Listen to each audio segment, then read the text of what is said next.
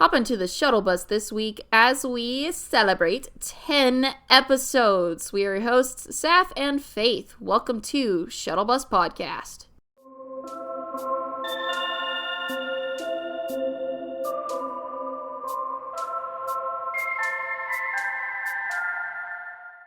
Good morning, good night, and good evening. Welcome to the Shuttle Bus Podcast. My name is Sapph. I'm here with Faithe. Hi, Faithe. Hello, everybody. How are you doing today? I'm pretty good. Pretty good. Pretty good. How are you today? I'm doing pretty well myself. Today, we have a very special topic. We are celebrating 10 episodes and essentially interviewing each other about Owl City, because what else do we talk about? I mean, we're an Owl City podcast. We got to talk about the Owl City stuff. Indeed, Got to get all the fun discussions in. Indeed. You will notice that tonight we are looking a little bit different, and I'm gonna have Faithe talk about that for a second, because she is our graphic design extraordinaire. Oh yes. So as you can see, we have upgraded from being just black and white characters with a black and white cardboard cutout of a bus, and we have upgraded to being full rendered people in a bus. We have upgraded to an actual bus. It's very exciting time in our life, and in the progress of this podcast, which I can't believe we're already at episode 10. We started this at the big. So the idea was been floating around since late February, and then the first episode went live like early to mid March, and now it's early July, and we're at episode 10, and that is crazy. But it's really been that long. It feels so weird because, we've been friends for a couple of years now. And just to think that we decided, you know what, we're just going to do something wild and crazy for once and start a podcast. And that we're already 10 episodes in. This is so bizarre. It feels weird. Because, 2 months ago, we were just being friends, so now we're friends with a podcast. Yeah, I know. Friends with a podcast. Yes, we are those people now. But anyway, she did an amazing job with the set. I love the set so much. I love the little fireflies and everything, and oh man, it's so cool. It's so cool, and she's a very cool artist. So thank you. Oh well, thank you. I had a fun time making this. It was I liked adding all the little details, like the lights and whatnot, and making it look cozy and fun. I want a bus like this in real life. Eventually we'll have an in real life collab, and we'll just sit in a bus. Yes, we'll make the we'll just leave it in one of the states between us. There you go. And then each week or every other week we'll just drive each to the bus, and then we'll record it in real life. Yeah, that sounds great. That sounds great. Totally feasible. Yeah, definitely. That or we'll just film a couple in advance, and we'll just have a whole day of shooting or something.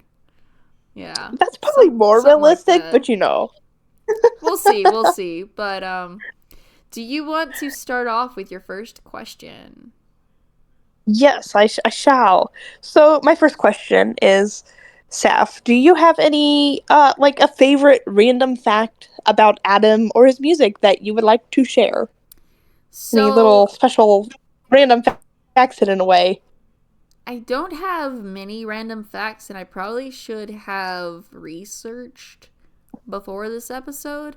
But I guess I'll go with the fact that I am very fond of his movie soundtracks or the soundtracks he's worked on. The one that comes to mind for me is When Can I See You Again and To the Sky from Wreck-It Ralph and the Guardians of Gahul. I can't remember the beginning of that movie title, but those are probably my favorites, and just the fact that he followed his dream to work on movie soundtracks is just kind of cool. I don't remember his mentor's name, but he did have a mentor that he was very fond of that created movie soundtracks. So, anyways, that's just a cool little tidbit. I think most everybody knows that, but that's okay. Yeah, I mean, just because everybody knows it doesn't make the fact any less fun. It still could be a fun fact. Indeed. Um, and yeah, I think it's cool that Adam has worked on so many different like movie soundtracks. Mm. Some of the ones that have been specifically for movies have been like "When Can I See You Again," um, "To the Sky," um, oh goodness, "Live It Up," which was part of a Smurfs movie, I think. There was Mm-hmm. another one. There was "Let It." Is it "Let It Uh, Shine" or I don't Shine remember Your what it was. Way. "Shine There Your we go. Way." That's what it Shine was. Your Way. There we go. From the Croods. I actually never watched that movie. Right. I've never seen The Cruise either, but I have listened to the song several Mm-hmm. times. Good And music. then there was at the end, in like the end credits of, I think it was like Escaping Planet 51, which was like an animated like alien movie. Shooting Star was played as part of the end credits, though Shooting Star, unlike all the other songs, was not created specifically for the movie. They just used it. So yeah. But speaking of soundtracks, because I had a different fact in my mind that I was going to share, but I feel like that one's kind of boring compared to the one that your soundtrack discussion made me think of. Oh. Um, but the fact that Adam was supposed to make a full movie soundtrack, like the soundtrack for an entire movie, for a DreamWorks movie that never got made. So it was called Me and My Shadow, and it was made by DreamWorks, and it never got off the ground. I think it got like kind of paused and pushed back a couple of times, and I think by like the third time or something they ended up just canceling the movie. But Adam was supposed to make the full, like, all the songs and like the soundtrack for that entire movie, which was Wow. really cool. Which was cool that he was gonna do something like that, especially since Adam has before mentioned that he really likes movie soundtracks and he really admires like soundtracks of movies, and he has had a couple people who have like mostly written movie soundtracks that he's kind of looked up to in that industry, and that's the whole reason he made the Adam Young scores, which were basically movie soundtracks made for historical events, because he really admires that craft. And so I thought it was really cool that he was going to get his chance to make a movie soundtrack. So I'm really disappointed that it never got completely finished, because I mean, one, it would have been super cool to be able to watch a movie that he had made the music for, but then two, it would have been like just super cool that he'd be able to kind of follow this dream, or this kind of like thing that he thought was super cool. He really admires like movie soundtracks from what he said in the past. So it'd been really cool if he'd been able to like make his own, seeing that he kind of like admires that craft. But yeah, that was seems like a little, I don't know, really cool that he had that opportunity, even though it never did get off the ground. Yeah, absolutely. And that's really sad. I feel like I've seen an animatic for some sort of concept like that, but not necessarily, more than like one song or something.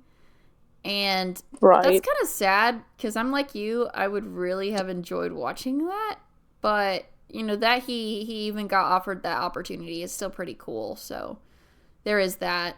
Yeah.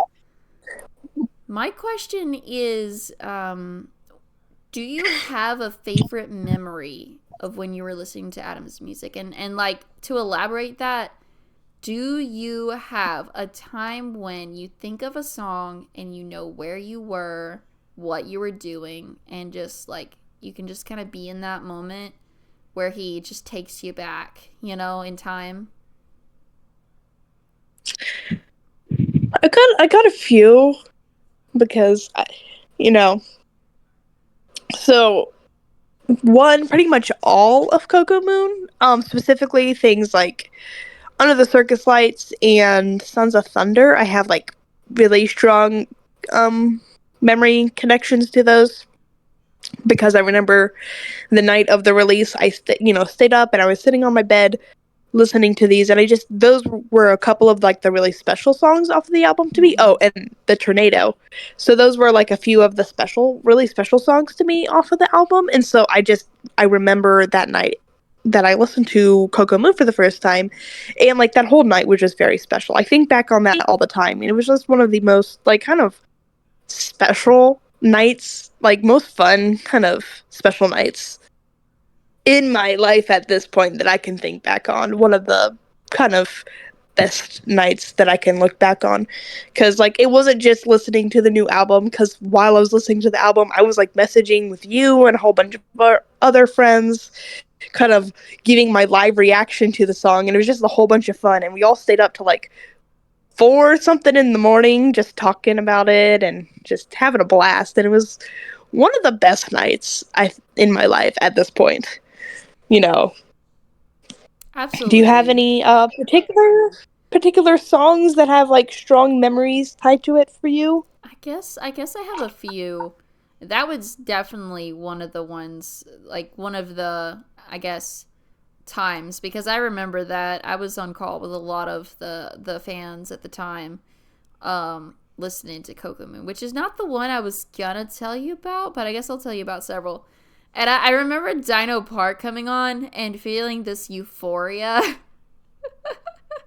It was really Yeah. like bizarre because you think music, in a way, music could be emotional, but then sometimes you just don't expect it to be, but then it is. You know what I mean? I guess. Yeah. So that one really hit me pretty hard. Of course, my muse, everybody freaked out on my muse. Uh, there was not a dry eye on that Discord call, and then of course I was talking to you afterwards, and just like so excited about it. But the first one that comes to mind is I was actually listening to Metropolis, and I was probably like maybe 14. And this is back when I really just got into Owl City, but I was cleaning my room and I was listening to Metropolis. I just remember standing at my then like room and then desk and just like thinking how good this music was and how much I wished he was like doing things at the time, because I'm pretty sure that was kind of during a gap year and I didn't have a whole lot of social media. I had just gotten Facebook at that time, so I wasn't really in the know for anything Owl City related, but that's definitely one of the times that I remember thinking back on. Do you have another one? I have one more I could share about, but if you have another one, I want to give you some room to talk. I have this one sorry. I have this one very specific memory, and I don't know if it's like it doesn't have strong like emotional ties to it, but it is in the sense because it's like nostalgic. Mm-hmm. But it was my 14th birthday, and so that summer, so my birthday's in September, and so just that summer I had started listening to Owl City. And so it was my 14th birthday, and we had been working on packing up to go out to Oregon. We're gonna make like a 2 or 3 week trip out to Oregon and kind of in Northern California do a little vacation trip. And so I was like in my room listening to music, and I had Back Home in. I was listening to Back Home, and I remember, I'm listening to Back Home. It's my birthday. We're packing up for this trip, and then I also see a deer outside, which is not necessarily relevant to this. I just have that very specific memory of seeing a deer, but that's beside the point. Um, but because I was, new in Towel City, I didn't quite know all of the all of his music yet. I can't say the word right now. I get it. I get it. Discography. There we So go. yes, that's the word. But Back Home was one of the few. I had maybe like 15 or 20 songs at that point of Owl City that I kind of listened to. Um, and so Back Home was one of them, and it was one of my favorites. And so I remember we had taken this long 2 or 3 week trip out to Oregon and Northern California, and we're on our way back home. And we've been most of that time of that trip was spent driving. It felt like, and so I remember we were getting close to home after being gone for like 3 weeks, and I just kind of mentally playing Back Home in my head as we're like driving into Missouri and kind of into like our town and everything. It was just kind of like having this like, oh, finally we're home. It was a cool trip to go out and see the ocean for the first time and to see the redwood forest and all of that stuff, but it's just nothing quite beats coming home after a long trip. Absolutely. You kind of just feel that comfort and that warmth, I get it. I got you. I think everybody has felt some form of that at some point, and the music just adds to that, and it's really cool. Neat experience. I love that. Um, the one that is another pretty vivid one, I guess.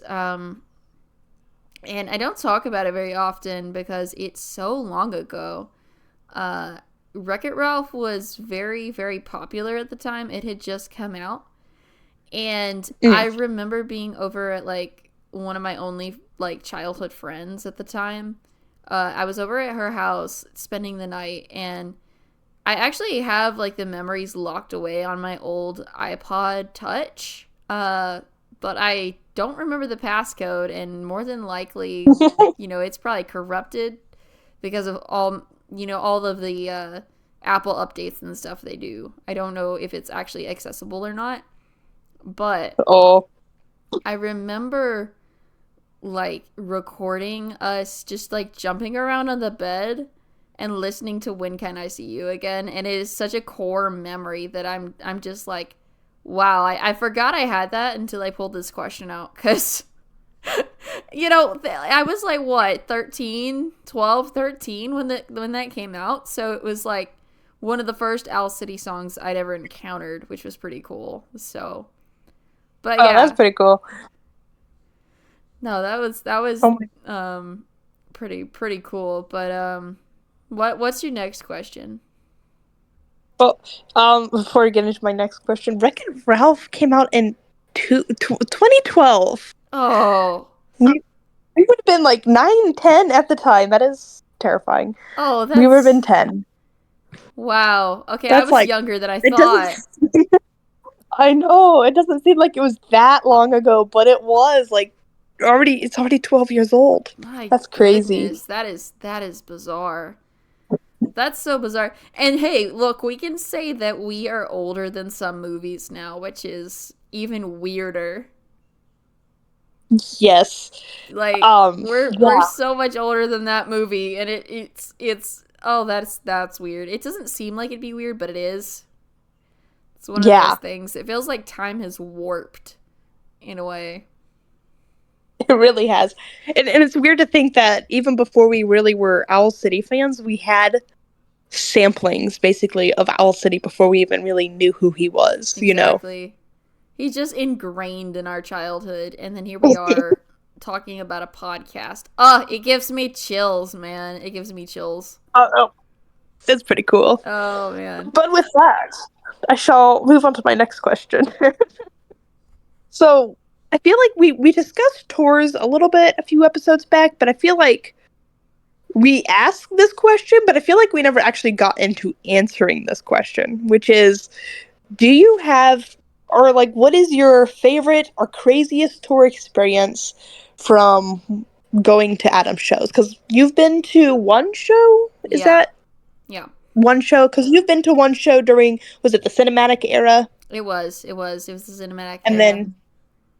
then I've been to one show during the Coco Moon Mm. kind of era. So I was wondering if you had any like, what's your favorite or like craziest story from seeing him live, Okay, or just the so tour experience in general? I I have let's see, which do I want to pick from?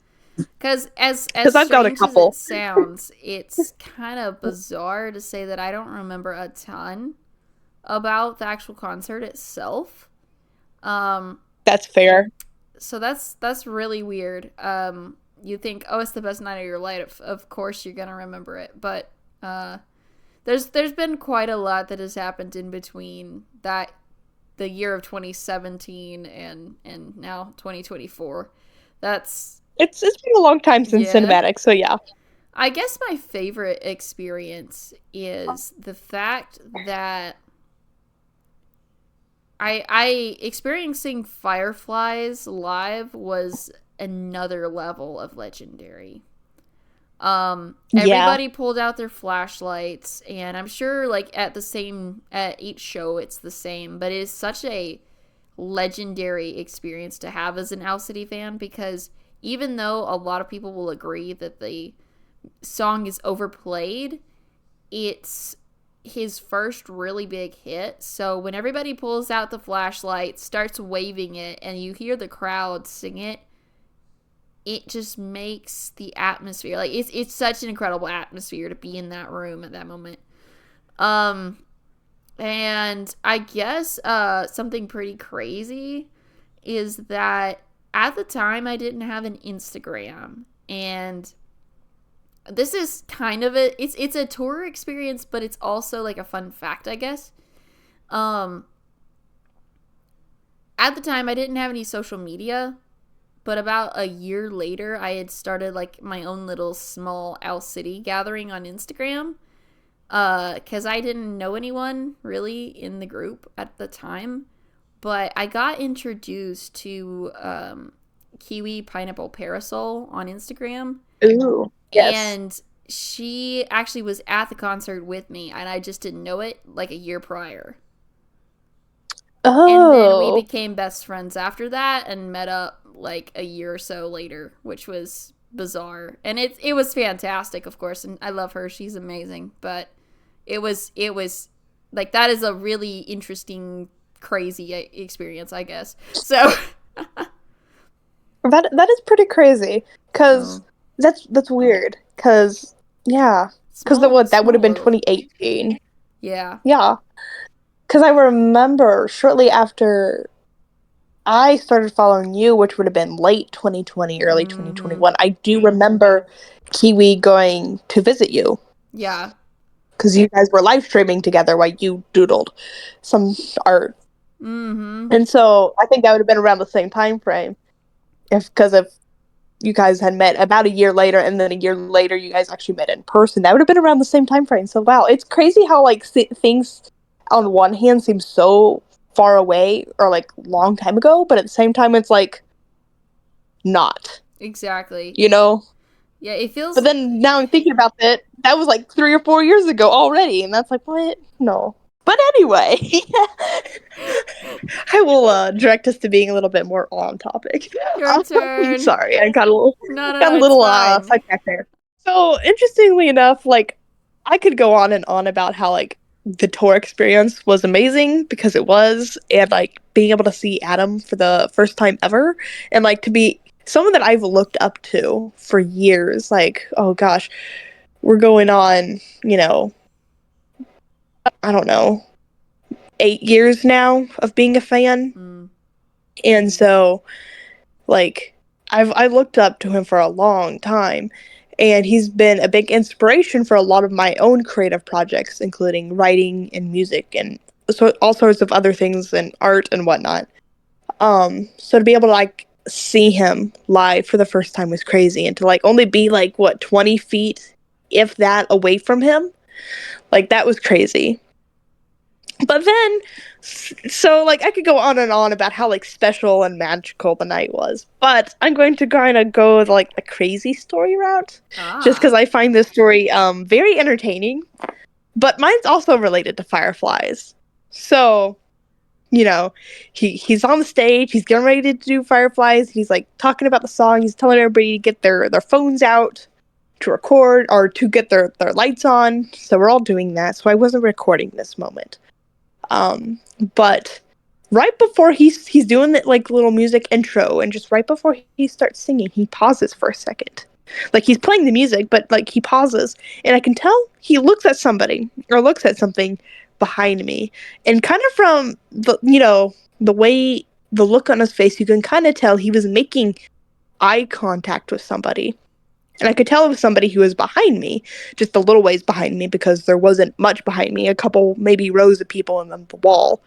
So, but I could tell he was making eye contact with somebody behind me, and he paused for just a second, and he almost had this like perplexed look on his face. And so I kind of had this mental note of that happening. thought it was interesting. It only happened for like a second or two, but then he goes on with the music, sings, the show goes on. But then on our way home, because my dad went with me, he said that during Fireflies, Adam made eye contact with him. So the person that I noticed Adam making eye contact with was my dad. Oh my And so that gosh. is just my fun story from the tour that not only did, I noticed it, but then my dad's like, yeah, no, he definitely stopped and made eye contact with me right before he started singing Fireflies. So Dude, that is like my favorite story from the tour just because it's so funny. The fact that's that I can, say, oh yeah. that is hilarious, and I love that so much. Good for your dad, man. Yeah. I was like, man, there's a lot of people that wish to be you right now, Dad. Honestly, yeah, there's a lot of fangirls that are like, "Oh my gosh. That Well, could have the been thing that me," made him, but it was yes, your I dad know. instead, and that's Like, fantastic. I love that so much. and we keep wondering. We discuss it every couple of months or so, just to talk about it. And we're like, we don't know why he because it wasn't just the making eye contact; it was the pause and like the perplexed look on his face. And we're not sure if maybe it's because he's like one of the probably the oldest guy in the room, or maybe he's like one of the tallest guys, or maybe it's because he's like the only person who didn't have his phone out. We don't know, and maybe we don't know. So we Did keep he speculating did about it. did he look like someone he knew maybe?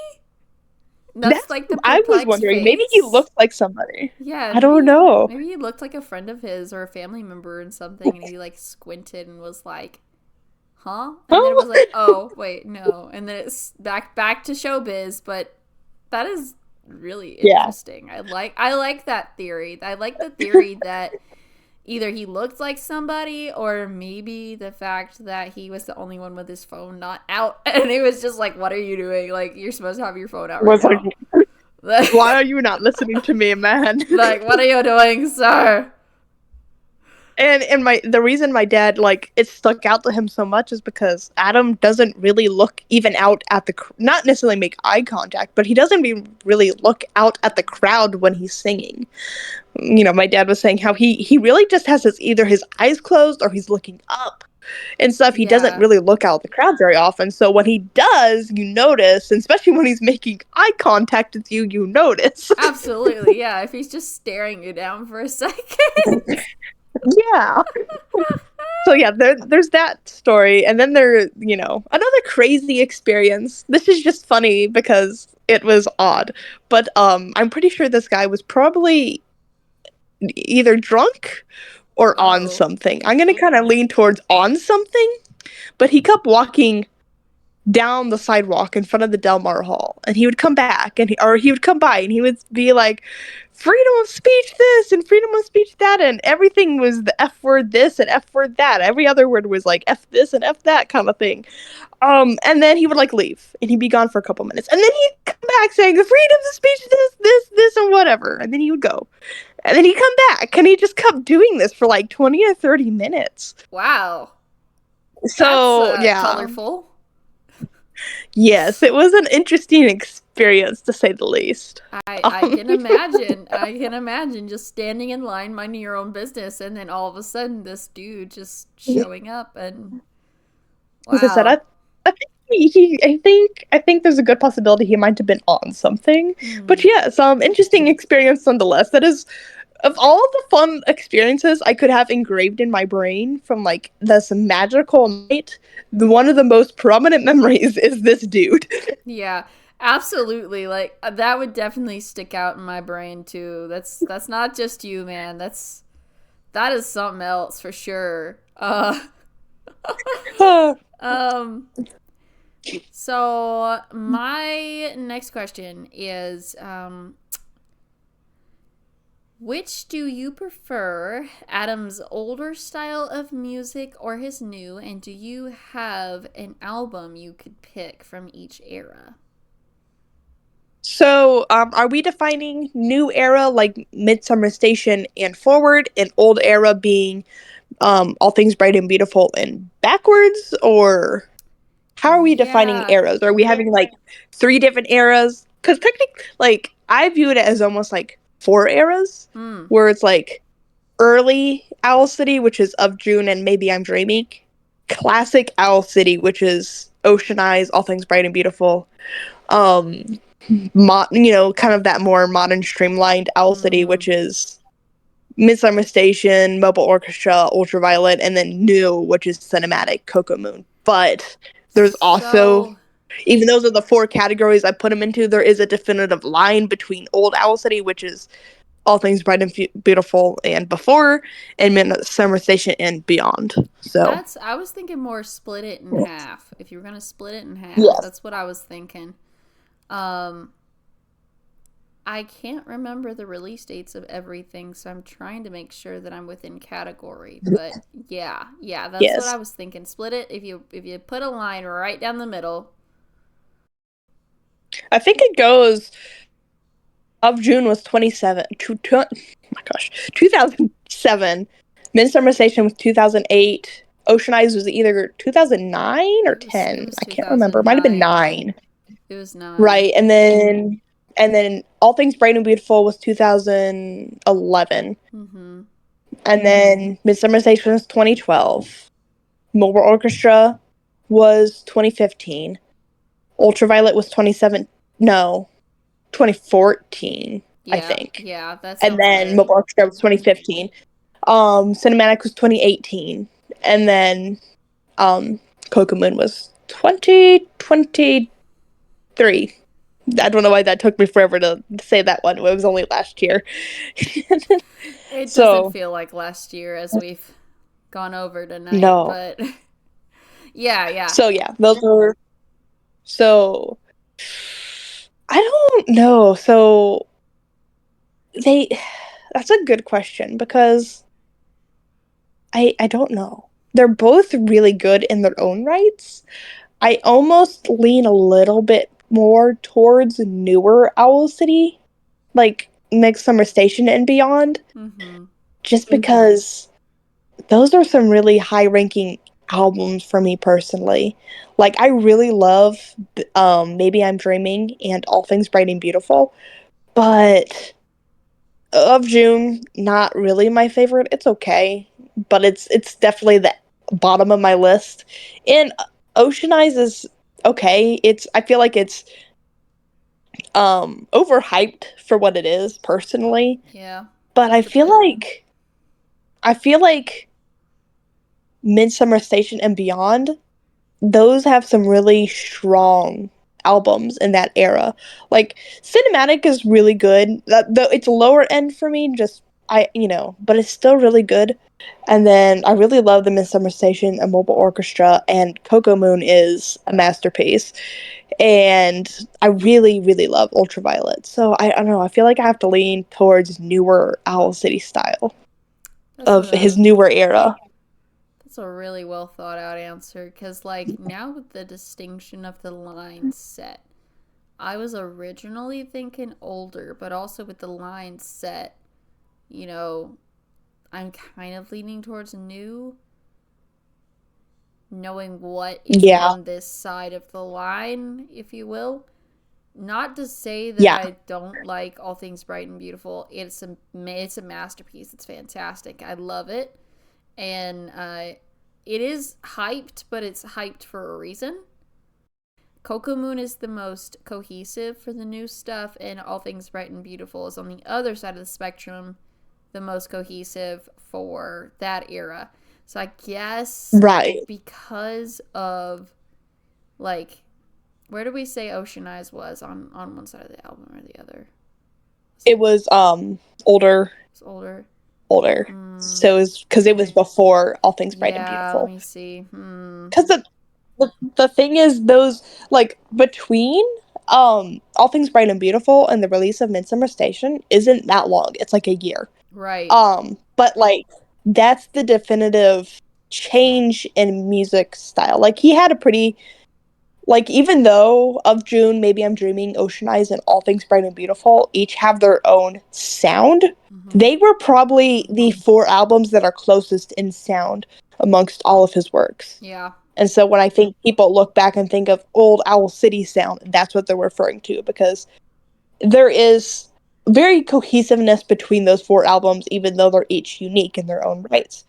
But beyond, with Midsummer Station and Beyond, each album is very different than the next. Mm-hmm. And so that's where he really started experimenting and trying new things and really expanding his music style. And so even though there's only a year difference between All Things Bright and Beautiful and the Midsummer Station, that's kind of where I personally kind of like draw the line of older versus newer Mm-hmm. Owl City music because of the style change. Yeah. Hmm. On second thought, I'm gonna have to lean back towards the other side and go older. I was. It's Oh, so hard because I've I got know. some favorite classics, and as you said, you have some higher ranking stuff on the newer side. I've got some higher ranking on the older side too. I love Ocean Eyes, and I know that it's overplayed. It really is, but it does have some classics on it. Yes, Like Butterfly Wings, or I'm a big fan of the remix of Hello Seattle. That's an unpopular that's opinion, pretty great. but it is really good to me. And then, Yes. of course, Maybe I'm Dreaming, which is like my all time favorite. And so, I guess I'll have to go for It is older a side this time. I guess I'll have to do that because it's just it's that good. it really is, and like, and not that I necessarily agree with the argument of Adam should go back to his older style, because there's a large group of fans Right. who do not like the more recent stuff, kind of Midsummer Station and Beyond, and think everything before that was like his peak of his career, and now everything is downhill from here. But like, not that I necessarily agree with that, because I think even though the styles are different, the production quality has gone up, and he's Oh yeah. learned so much from his music over the years. So even though I don't necessarily agree with the statement that he peaked in his older era and now everything's kind of like downhill, I do see where people are coming from with that argument, because, as I said, those four albums did have some type of cohesiveness and style among them. And then these more recent albums and EP are, well, I guess technically Up June was an EP, whatever. These five recent works, projects, have been each one more unique and different in style, Right. whereas the older four stuff were more cohesive. So I do see where they're coming from, because they have had for years pretty much the same style of music fed to them over four albums or three albums and an EP, and then all of a sudden the style changed, and each album keeps changing. Um, but yeah, I don't know. And I get it, because the older stuff is so good, and there's such a fun, unique style to the older stuff, and like, I don't know. I'm This is a little personal, because I don't want to ever get caught up in the fact that, oh, his older stuff was like the best. I want to be pretty open minded to like Yeah, whatever he definitely. comes out with next. And so I always feel like if I lean too hard on the older albums, I'm gonna get caught in this idea of this was peak Owl City, and then I'm never gonna enjoy his music from here on out because I get so caught up on the old stuff. That's like my personal fear.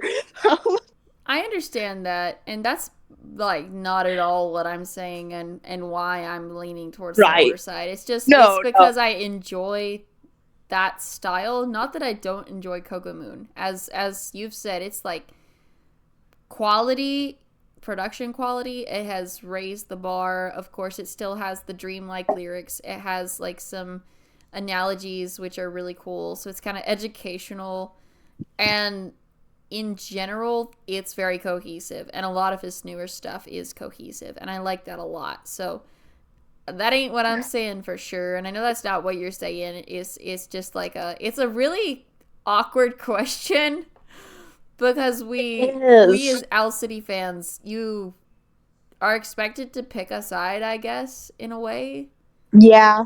It can because of become a that very heated argument. Yeah, discussion among a lot of fans, especially like fans who have been around since the MySpace days, I've noticed. yeah, they, because they've been around since that early 4 album style, and then things changed, and so they kind of like, what the world did this come from? This style came out of left field when we've been having this kind of similar cohesive style for several years up until Midsummer Station. So I get it, and like I keep almost leaning towards the older style because there is something so dreamlike in the older style, and I really having a hard time with this one because I almost am leaning towards the older style, even though I really love the newer stuff and I love how upbeat and dancey it is and like just energetic it is. There's just something about the whimsy of the older stuff. I don't know, man. This is so hard. I will say, even though I'm having a hard time picking a side, if I had to pick an album from each era, older era, 100% Maybe I'm Dreaming, newer era, 100% Coco Moon. Those are very, That very so solid. Those are very solid, and that's probably where I'd stick to. That's probably what I would stick to as well. and maybe that means I lean more towards the older music because I feel like amongst his newer stuff, Coco Moon is the probably closest to his older Oh, music. 100%. So 100%. maybe that technically means I really like his older style of music, hence leaning towards the older stuff. I don't know. There is something like I love, as I said, I love the energetic, upbeat, dancey feel of the newer stuff, but it's the dreamy stuff that hooked me from like, the Mm-hmm. beginning. Though some of the newer stuff is some of the first songs I heard which kind of hooked me towards his music. I don't know, it's a hard question. I didn't know it was going to be this hard. I thought it was pretty like, Same had my here. answer, but now that I'm thinking about it, I'm like, man, I hate feeling like I'm betraying the older music because I Oh, really do love it. It's very special to me. you're not betraying it though, Oh, because you're still a yes, fan. That's the point. Like you're still a fan. You're still yes. around, so you're not betraying anybody. You're good. It's okay. Yeah. Maybe Um, I'll probably stick with my answer of later music because that's probably the stuff I listen to most as of current. got it. Okay. Give me a year, and my answer might be different, but right now, the answer is probably more current stuff because that's what I listen to mostly. Right. That's understandable. So my next question is I feel like this is very similar to my first question, but it is, do you have a favorite fun fact about an Owl City song, or maybe any fun theories that you came up with or that you have heard that you really liked or think are fun? So this is fun fact, but more so about like Owl City songs themselves. They're like Hmm. theories about Owl City songs that maybe you might have. So I know we've discussed this one in previous episode. There was some sort of backup singer or backup vocalist on the back of the Coco Moon album. I Yeah. I don't know who it Um, was. I can't remember. But I think Sissy that's Willow. yeah, I think that's pretty interesting. I also wonder if that would transfer over to the cinematic album at all. I wonder. Um I'm almost tempted to grab my stuff right now, but I won't because we you know right, right. I don't know. But that's I guess that's my little tidbit. If I had to come up with any like theories for a song, it would be um probably Under the Circus Lights, and like I really like the story that he tells behind that, of just like the girl, and like he would run off to the circus. I wonder like how he came up with that story. What was he inspired by? I'd like to know. But I guess that's sort of my theory slash like question in a way. Anyways, so yeah. I, I, I do appreciate. I find it interesting that it's an Australian circus Really, is it? because it's from, he says, circus from down under. Oh, that's right. I forgot about that line. I think about that occasionally, like, oh, an Australian circus. Yeah, so that adds more to the where did he get this crazy idea?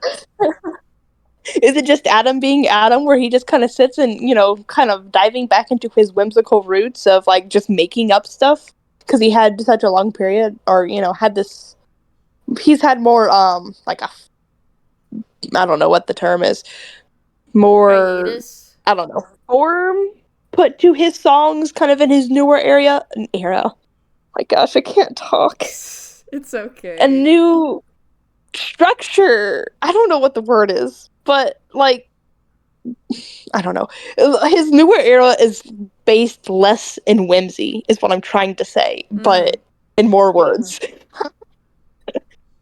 No, no, no. I understand. We So, get it. We get it. You got you. like his newer stuff has been less whimsy and more kind of like streamlined, I guess. Um, and more, and like especially with cinematic being more based in reality. But then Coco Moon, I wonder if that's just him kind of diving back into his whimsy roots. I wonder. I don't It's very know. fun to think about. Indeed, indeed. What is your So I feel like I'm changing mine after you did that because it made me think about backup vocals, which made me think of Hospital Flowers. So it made me think about Hospital Flowers and the backing vocals on that, which is credited towards his mom. His mom did the backing vocals for Hospital Flowers, which I really? thought was super super cute. Aw. And then it made me wonder what the story behind kind of the idea behind Hospital Flowers came from, because I can't remember and I don't remember the dates, because if this happened around the release of All Things Bright and Beautiful or after, then obviously it wasn't inspired by that. But if it happened before, he had a friend who was in a really bad car accident who ended up being like paralyzed afterwards, um if I remember correctly, and he was talking about that in an interview. And I wonder if maybe if the time lines up like I think it does, I wonder if maybe that was part of the inspiration to Hospital Flowers. Very well could have been, whether it was during the time, after the time. I mean, as long as it's within either of those periods, then it very well could be. Interesting. Yeah. Interesting. Yes, my other fact, which isn't as I feel like isn't as exciting as his mom doing backing vocals. Um but in kind of the behind the scenes video for the Verge music video. So like Verge is kind of painted as this like graduate's theme. It's like especially the music video paints it as this like theme for graduating folk. Um but Adam's original thought behind it was actually marriage. Um, and so when they're coming up with ideas for the music video, and like he says in that kind of behind the scenes videos, like, yeah, I was kind of thinking about like, marriage and weddings and whatnot, but then they kind of painted this idea of like graduation. I thought that was really good direction, or whatever exactly it was phrased. But his mind when he was writing the song was new beginnings, and one of the ideas in his mind was marriage. So he was Wow. kind of thinking more about than quite not quite as much graduation as they leaned on the music video with. So I just find that as an interesting fact and it's really cute when you listen to Verge with the concept of him writing it with like marriage in mind. It kind of makes it really cute. Yeah, that does seem really cute. Like, obviously, because of the. I'm trying to think of who is the guest artist on that song. Why am I blanking on so many things? Is it Aloe Black? Yeah, I No, think am you're I right. mixing names up? Am I combining names? I Here, let me think look real you're quick. right. I think you're right. I'll look it up Yes, post. Aloe I'll look it Black. up post. Okay, yeah, yeah, yeah. I he paints a lot of that graduation like imagery in his like lyrics and stuff. So if I were to take that away and just think about Adam's original intent, then I can see how that would be a focus that he was looking at. I think that is really cute Right. though. I love that. I love that. I love with thinking of the idea of marriage. I like listening to like the line that says "on the verge of the rest of our lives tonight." Like that's just Yeah. so cute. Like You It's know, it's their wedding, and they're like, I imagine like a big wedding party, and they're celebrating this, and they're like, this wedding couple has realized like they get to spend the rest of their lives together, and like it opens up this world of possibilities for the two of them together. I don't know, it's cute. it's definitely a song that I could see played at a wedding reception because everybody's getting excited and everybody's dancing and everything. So I can see Right, that and being a good wedding reception. right, and if I remember correctly, because it's been forever since I've watched the behind the scenes video for this, but if I remember correctly, he said it's mainly just about like new beginnings Hmm. and like new adventures in your life. So he kind of left it ambiguous so people could kind of put their own thoughts to it for whatever it meant to them. But like one of the thoughts that he had in his mind when writing it was marriage. And then when people were trying to make the music video, they brought the idea of graduation, which he thought was like a good idea or whatever. Right. But yeah, I like that. That's really that nice. is. Do you have another question to throw my way? I do. All right. So, what song do you find yourself playing over and over again? And I feel like I know your answer for this, but I could be surprised. I'm not sure. So, are we meaning in general or are we meaning right now? Because it changes so often for me. Give us both. Um, Give us both. so let's see. I'll maybe pull a couple of songs that I listen to on repeat often because I have a tendency to like hyper focus on a particular song and then that song's just on repeat for like a week straight, pretty much. Um, Understandable. just nonstop listening to that song and that song only, basically for like a whole week. Um, and so usually, well, not usually, but like one that's really popular on my list that I listen to quite often, which is the one I'm pretty sure you were talking about, which is Under the Circus Lights. As I've discussed, it's very special to me. Um, but like, I don't know. I've found myself going back to some of the older albums. I listen to, I don't know, feel like I don't have as many songs on repeat recently, except for the Tornado instrumental. I will Oh. go and play like the in the original Tornado where it's like where it gets to like the yelling and screaming part, Mm-hmm. that part of the song, but in the instrumental because the violin and the strings in that are just phenomenal and so beautiful and well done that I listen to that one little like 50-second, 40-second, whatever snippet of the instrumental just on repeat lately because it's just so well done and beautiful and very emotion provoking. Is I don't know. So I feel like I can't think of any other Owl City songs that I've had on repeat lately. Maybe Sons of Thunder. I don't know. And I don't know. Do you have any particular songs lately that you have had on repeat or ones that you kind of go back to a lot on repeat? So I've been listening to a lot of different artists recently. Sorry, Adam, I've been cheating on you.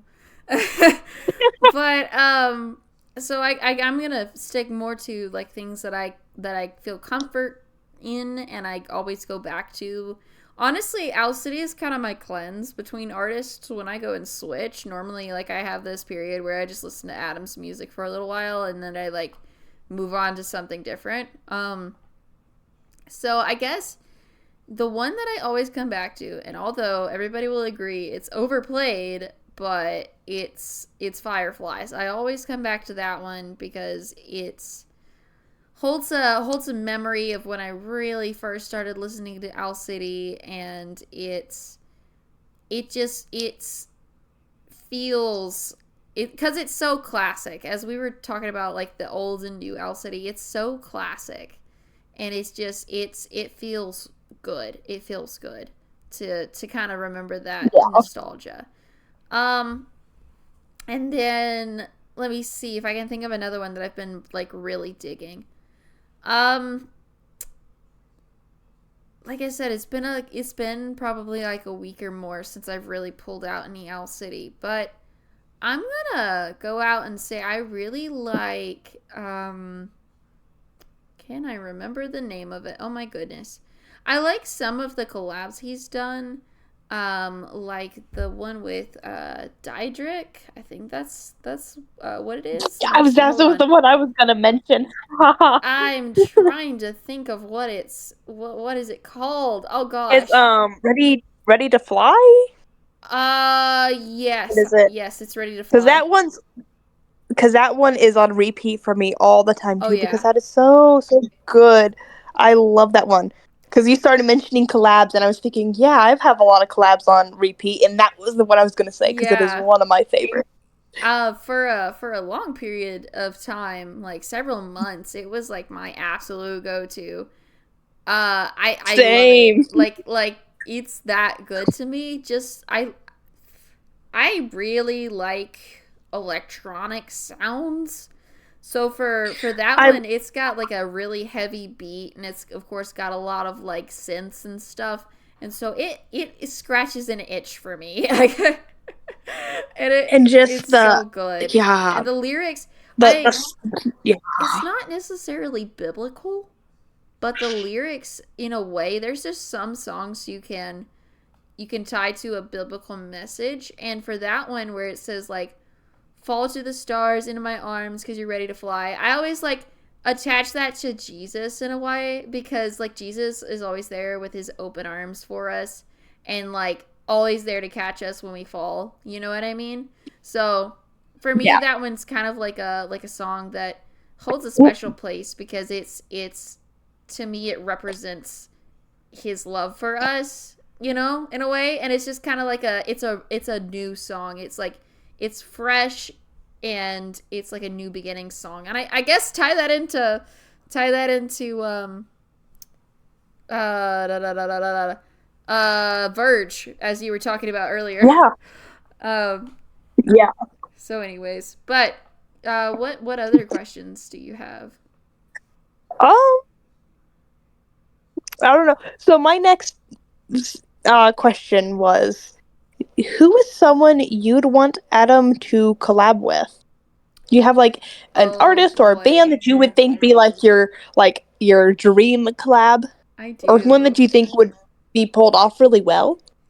I I have need to hear. probably I'm two curious. or three because like I said, I love music and I love exploring different genres and stuff. So, one that I have kind of dreamt about for a while is Cody Fry and Owl City.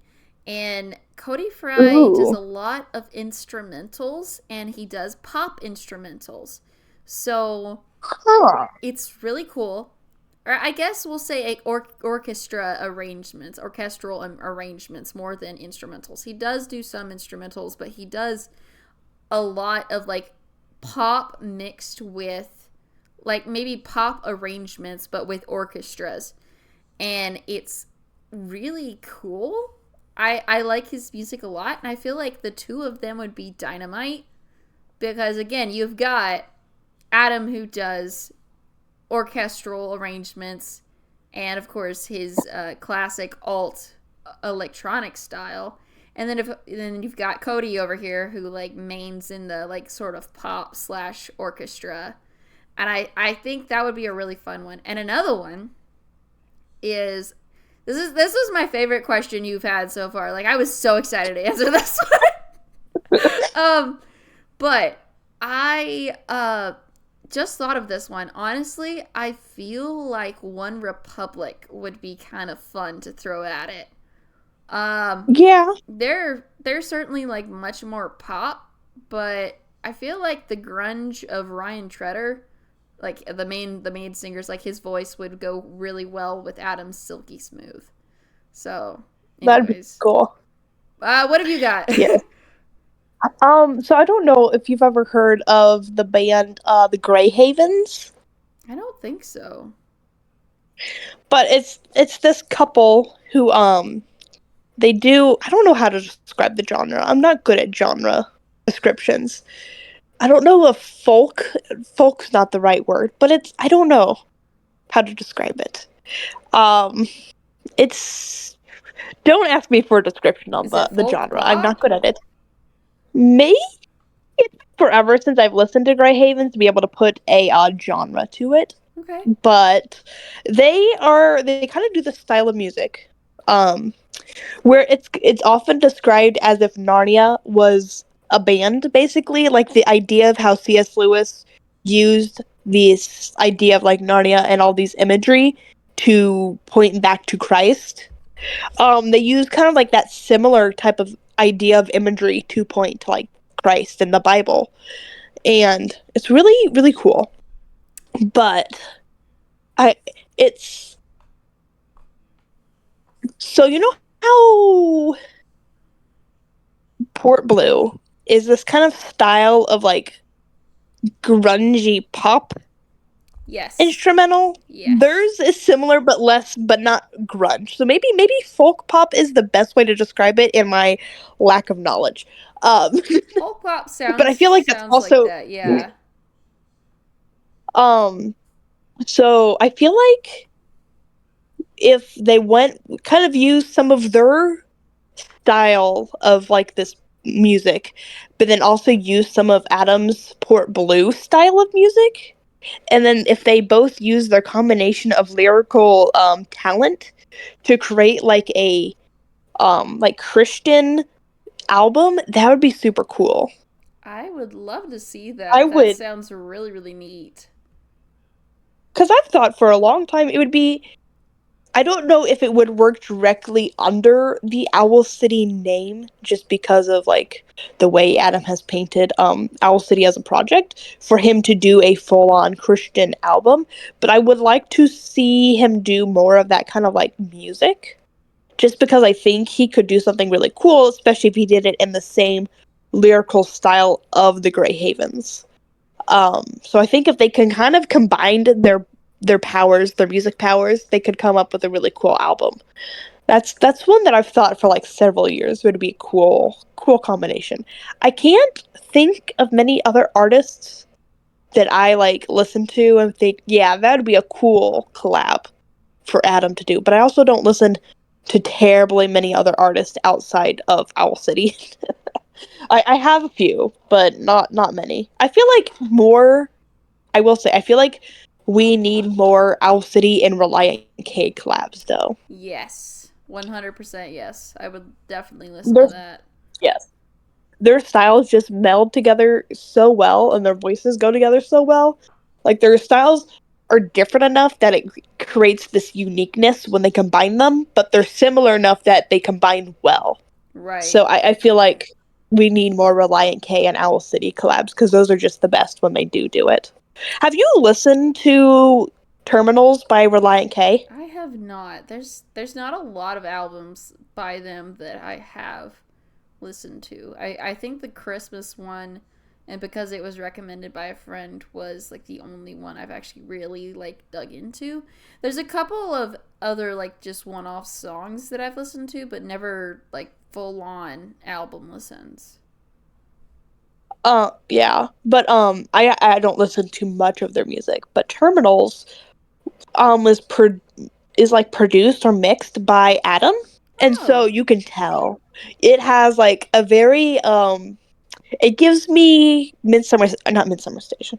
It gives me Maybe I'm Dreaming vibes, the way he like mixed and produced it. So I would recommend Terminals just for the style of all music. I right. think you would enjoy. You can kind of definitely see where Adam has his hand on it with the sound. It has a very Owl City sound to it. But yeah, that is yeah. I think Reliant K or the Grey Havens would be some cool I collabs. like that. I like that. Do you have a favorite side project? Yes, and yes. I mean, there was only one question, but I have two. I have two to pick from. That's Ah, why I said yes twice. Not that you asked me two questions. Um, but one, of course, the one that I will probably always say is aquarium. It is just so well. It is an experience. I feel like it's very intentional, like the effort he puts behind it, like the way. For those of you who don't know, the aquarium was Adam's little like 3 song screamo project. It's really great, but it's like screamo lullaby kind of style. I don't know how to describe it, but like I love how the music overpowers the screaming and the lyrics. Like it almost feels like Adam's trying to say something, but you can't hear him. Because the Right. lyrics are very hard to understand, and then the screaming is actually really, even though it's there, it's muffled, kind of below the music, and so it's like he's in pain, and he's trying to communicate or say something, but he can't be heard, and he's screaming out for help, but nobody can hear him because there's other things in life that are like drowning that out. That So I feel got like it's just dark. a very poetic, yes, but I feel like it's a very poetic project. What's your other one? Also, I want to know because if I remember, um, my other one is Port Blue. I really love Ah, Port Blue. I love that grunginess to it. It's really great. I can't blame you there. That's really good. Aquarium is a really good pick as well. I can see exactly what you mean about like the calling out, but like nobody's there. Yeah. Nobody's there. I want to know when he recorded it. Like I'm pretty like I know the time frame, which is when he was still living with his parents. So I want to know like what point did he go down into his parents' basement and like scream, and like were his parents home? Did his parents question anything? Did he like purposely plan out times when his parents weren't home to be able to go scream in the basement? That's a really I'm good question. I wonder if he just did it and was like, "Oh well, I don't care what my parents think," and then they were just like, "Well, right. Adam's a weird kid," cause like Yeah, that's I don't possible. know. I feel like if I'm singing in my room because our like walls are pretty thin, I don't do it very often when my parents are home. I've gotten better at that. But if I'm like screaming at the top of my lungs, then I normally wait till they're gone. Or like Yeah, because busy this with is like something else because I don't like obviously don't want them to be like concerned and stuff. Not that I do that like a lot, but like singing at full volume. I don't do screamo. So but I mean, yeah. Because this would have been the air or the time frame that's kind of given to it. It would have been like high school for Adam. mhm. So this would have been like high school Adam going down to his parents' basement to like scream. I'm assuming because that's where like he recorded his music was in his parents' basement The way you up just until. put that is hilarious. Just going down to his parents' basement to scream. I know, and that's the only imagery I can think of. He's like, "Yeah, see you later, mom and dad," and going down the basement to work on stuff, and then they just hear him screaming. Ah! So Sorry. yeah, I don't know. I'm a professional I podcast host. also find it very. This is completely off topic, but I find it interesting that all of his music prior to All Things Bright and Beautiful was recorded in his parents' basement. So Ocean Eyes, this like what people consider one of his peak albums was like recorded in his parents' basement with like very minimal equipment. Like now he has like a giant home studio with all sorts of like recording boards with like all the little switchy things that I have no idea what they do, but they must do something important. Like now he has Absolutely. all of this and like a multitude of various different instruments at his like his reach or whatever. But like Ocean Eyes was just recorded on his like laptop or whatever in his parents' basement. It just goes to show what you really can do. It really does. Yeah. I feel like I'm a very basic gal, and honestly, I'm probably gonna say sky sailing, even though that's just so like overused and cliche. But I really enjoy like some of the music on there, and it was actually the first.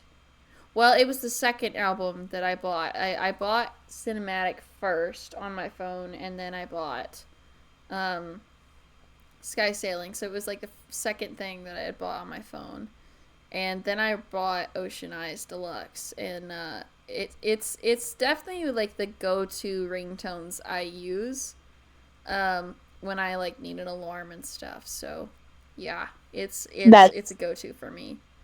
Um, I mean, yeah, so because sky sailing, I understand where it almost feels overpicked, but there's a reason. Because it's. I mean, I want to say it's overpicked, but there's a reason almost everybody answers sky sailing when absolutely. they're talking about side projects because it is so good, and it's like it is one of the most known ones. You have to kind of start digging in the discography to find Aquarium. Um, Especially because a but lot like of his sky sailing. stuff. Sorry, go ahead. No, no, you're good. What were you saying? I say especially because a lot of his stuff aren't like under his Owl City name. You've got sky sailing, you've got color therapy, you've got Oh, that's another one. you've That's so got good. aquarium, and that would be just really under Adam Young, not really Owl City. You've got all kinds of like little mini spin-offs and stuff, and I feel like he's got a lot more than some artists, like actual mainstream artists, have that would be considered like um I'm gonna say underground, even though it's not really underground. It's just hard to dig for, is what I mean. Yeah. Hard to find. Um, color therapy is another one that's really high on my list because it's so well done. I love it. It is my go-to music to listen to when I'm writing. Color therapy I is really need it's to very listen to beautiful. more color therapy. I haven't listened to it in quite some time, so I don't really remember what it sounds like. So, I guess that's my homework for It's this kind of, week. I feel like it's similar in style to Port Blue in a sense. I would say they're in similar veins, but yeah. Yeah. What is Should your I move on? I was gonna say, what's your next My next question? Yeah. question. So, if Adam, my next question is, if Adam were to repeat a style from a previous album, which album would you choose, or what do you hope to see from Adam in the future? Ooh. Let me think for a second. So, I feel like this seems so cliche. If I were gonna see him do like repeat a style, I would probably choose the Maybe I'm Dreaming style because I want to see that, but like reproduced in a better format, like a better style, better like an upgrade. Um, because Yes. like it's already a great album. It's got great illusionary lyrics and stuff.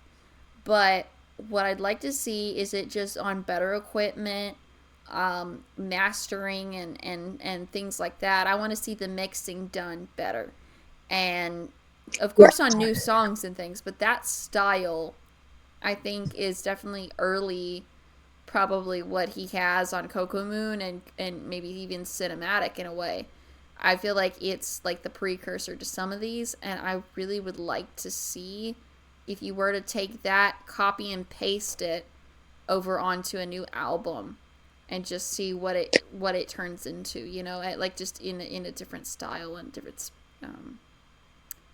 Yeah, because that, sound. Yeah. um, maybe I'm Dreaming was going to be my answer too, because like you were saying, I feel like Coco Moon is the closest we have to him redoing the Maybe I'm Dreaming style. Yeah.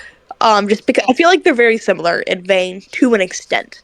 But yeah, I would love to see him take what he's been doing this music thing for, oh gosh, nearly 3 decades at this point. He's 2.5 decades, 36. 2 decades. Happy birthday, Adam, by the Um, way. So, yes, or he's 38. oh yeah, I'm several years behind. Anyways, continue. Oops. So yeah, he's nearly 40. And so what he started writing music when he was in high school and he was like 14, 15. Um, so yeah, it's been a whole is what 30 plus years or something like that. Am I doing Mm-hmm. that math right? Um, yeah. So what? It would That's be a long like time. 20 plus. Yeah. Yeah, 20 plus. I can't do math. Um, Me either, girl. It's okay. I suck at It's math. fine. It's fine. It's 10 But p.m. at night. Okay, so like Yeah. Somebody wants some good math, they can go somewhere else. So what? It's been like 24, 23, 24 years basically since he started making music. And so I would just, and so he's learned a lot in nearly 3 decades of music making. Um, so like I would love to see him take some of that older music that's like over a decade old in that style and just like use what he's learned from like more recent, like defining his skills basically, and like kind of revamp this maybe I'm dreaming style and just see what happens. I agree. I would love to see that happen.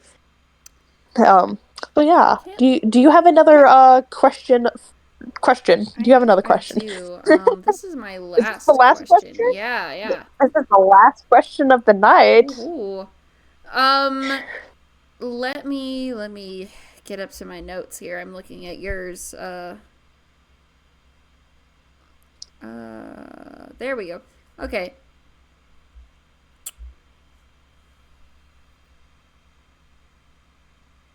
If okay, here we go. Sorry, took me a minute to actually comprehend what I'm reading here. Um,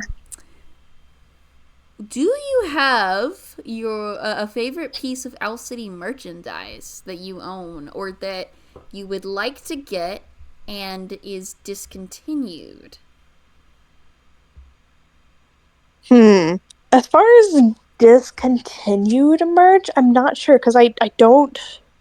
I've seen some various things floating around, but I don't have a big like knowledge of like old merch. Um, well, I guess technically a discontinued piece of merch would be this thing like the sky ceiling vinyl. Oh That yes. would definitely be really cool to own that because that's no longer in press. Either get my hand on one of the original ones someday, but they're so stinking expensive. Or I would love if he did a repress of the sky sailing vinyl because like I understand you have to understand where your audience is coming from. You can't just make something that you think is cool. You have to make sure people are going to buy it. But you 100% know those sky sailing vinyls would sell out in a matter of minutes if he repressed sky sailing vinyl. So I really think if he did it, it would do so well for him. And so I would love for him to do a repress of the sky sailing vinyl because you know it would sell out in like a matter of minutes. But as far as current merch or like merch that I actually own, my favorite one is probably the "Thank You Kindly, Adam Check Please" tote bag because I'm a big tote bag person. I really like tote bags. But the thing that I noticed about it is that he changed the lyrics on the bag. So in the song "Adam Check Please," it said something about you know the having his job at Hy-Vee, something along the lines of "set him free." And the lyric is the freedom meant the world to me, so thank you kindly. Um, but on the tote bag it says, "You mean the world to me, thank you kindly," and at the end it says "Owl City." So like it's almost like the tote bag is specifically talking to the fans, like he's thanking the fans. Oh, that's cute. Um, and like saying the fans mean the world to him and thank you kindly, and like it's like signed Owl City at the end almost. So like I noticed that like that little lyrical change, and like oh that's so neat. That's So it cute. makes it like that's probably my favorite piece of merch that I own. Um, so what is your favorite piece of merch My that you owned? And so is one that you wish you owned? I wish I owned the little owl plush, and I also, Oh like yes, you, wish that I owned the sky sailing vinyl because that one is yeah. so expensive. It's so sad. But 100%, he would make probably 10 times over if he dropped it for $40 right now.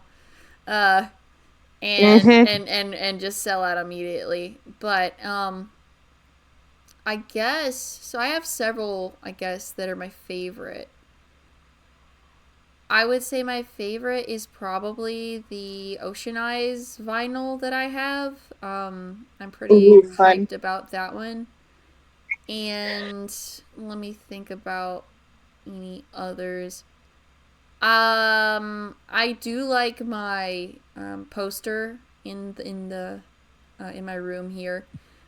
It's the cinematic poster. It's seen a lot. It's got some tears and stuff from being in Oh, my suitcase and being taken up and down from my wall for a couple of years now. But it's like one of the first things that I got, and it was pretty awesome. It was one of the last things at the merchandise table that night. So oh, it was one of the last things they had, but I was pretty excited about it. And I'd also like to have the Owl City hoodie that he came out with last year, but one, it's extremely uh, expensive, and two, they ran out of my size. So that is unfortunate. I know. But I have, eventually. yeah, I have two of them because he had made the gray one originally for the first run of To the Moon, and then on the second run, he had made a black one. So I thought Oh, the way the picture was on the black one, it made it look like the fit was different because the hoodie is really odd because it's like it's loose enough at the top, but like the bottom of it gets really like more narrow, which is odd. So it interesting. fits weird. So in the picture of the black one, it made it look like it was a much looser fit all around. So I was like, okay, I really like the looser fit because I don't like tight clothing. So I was going to buy it, and they didn't have my size. They had the Mm, size. Well, it fits me. It technically is my size. I just like to go a size up because I don't like it when things fit me the way they should. I like things fitting me loosely. I understand Um, that. so they fit me. So I was hoping, I'm like, oh well, it's smaller than what I was hoping. Like the sizes they had left, it's smaller than the size I would normally buy, but it looks like it's going to be a looser fit. But it's the same fit as the gray one. So they fit kind of tight-ish. They fit me, but they're snug, and I don't like that. So I don't wear very often. They're yeah, but yeah. So I do have those. Oh, so, but as you were talking, it did remind me of a couple other pieces that I do own that are a couple of my favorite pieces, which is I have the four Coco Moon posters from kind of at the album release last year, Oh, which that's is the Coco right. Moon, Vitamin C, Adam Check Please, and Kelly Time. I have those four posters, and those are some of my favorites. They hang up in my room, and I do enjoy looking at them. And then I have the schematic crew neck sweatshirt Ah, thing, which is one of my favorite pieces. I wear that. Well, not now because it's summer, but when it's cold out, I wear that thing like all the time. That's like my go-to. I kind of hope he For has like regular T-shirt versions of the designs because like now that it's summer, I'm whipping out all my Owl City T-shirts for it. yes, I will say I wear my surfing Adam shirt all the time. Like in the summer, that's been one of my go-to shirts this summer. One of my favorites. My go-to this summer has been the storefront, the blue storefront one. I've been Ooh, wearing that one a lot, so that 100% one's fun. get behind that. Get behind that. Thank you so much for joining us this week on the shuttle bus as we discussed all things Owl City in a very literal sense, as we were all over the place with our own little Q&A. Thank you so much for celebrating our 10th episode with us. And join us next week as we start our multi-part series of discussing of June, starting with captains and cruise ships. You can also find us on Instagram at shuttlebus_podcast for more Owl City centered fun. And I am your host, Faith, signing off for the week. And here's your host, Sapph, also signing off. Say bye, and bye from Sapph too. Thanks guys for joining Say us. goodbye. We'll see you next time. Bye.